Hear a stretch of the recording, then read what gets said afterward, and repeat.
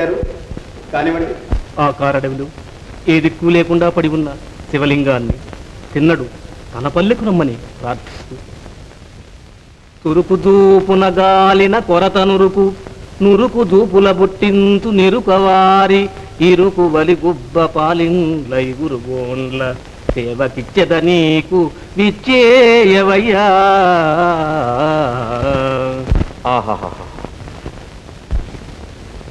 సుతమతి అయిన ఆంధ్ర కవి ధూర్జటి పల్కులకేలగల్గెను అతులిత మాధురీ మహిమ. తెలిసిల్ భువనైక మోహనోద్ధత సుకుమారవార వనితా జనతా ఘనతాపహారి సంతత మధురాధరోదిత సుధారసధారల గ్రోలుటల్జుమే. అంతేనా తాతయ్య? అవునేమో మనవడా. నిన్న